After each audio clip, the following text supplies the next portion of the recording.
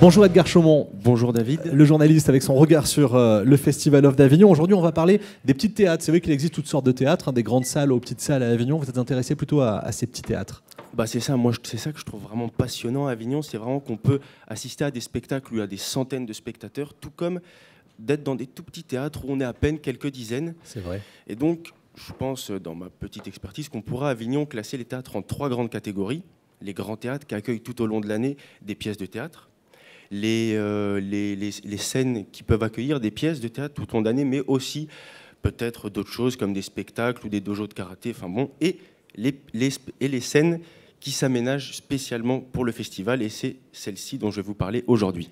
Alors Avignon, c'est vrai que c'est une ville particulière, c'est une ville pleine de petites rues, de petits endroits. Exactement, Avignon, c'est une ville faite de petites rues, de petites places. Ces petits théâtres, c'est comme s'ils étaient en phase avec la ville, étroits mais chaleureux et convivial. La plupart du temps, ces théâtres, ils sont aménagés dans des garages, des salons, et ils existent juste le temps du festival.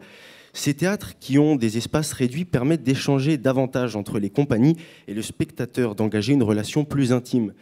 Et qui dit petite jauge, dit aussi petit loyer. Et ça permet aussi à des compagnies de participer au festival qui ne l'auraient peut-être pas pu dans des théâtres où les loyers sont beaucoup plus élevés. Ce qui a retenu votre attention, c'est aussi que certains lieux sont transformés en théâtre seulement pour le festival, et puis ils ont une vie quand même entre le festival, l'hiver, dans nos autres saisons ici à Avignon.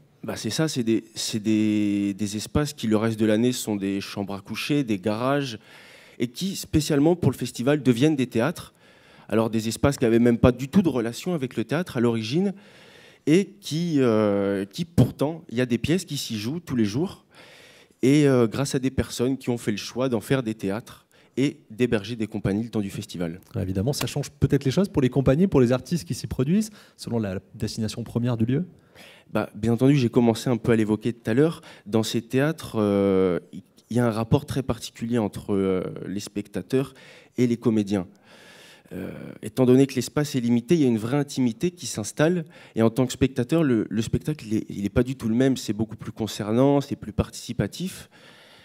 Le même spectacle qui est joué dans un petit théâtre ou dans un grand théâtre, il n'a vraiment rien à voir. Et c'est là qu'on se rend compte que le lieu, il a vraiment une place à part entière dans la perception que un petit peu le spectateur se fait de la pièce qu'il voit.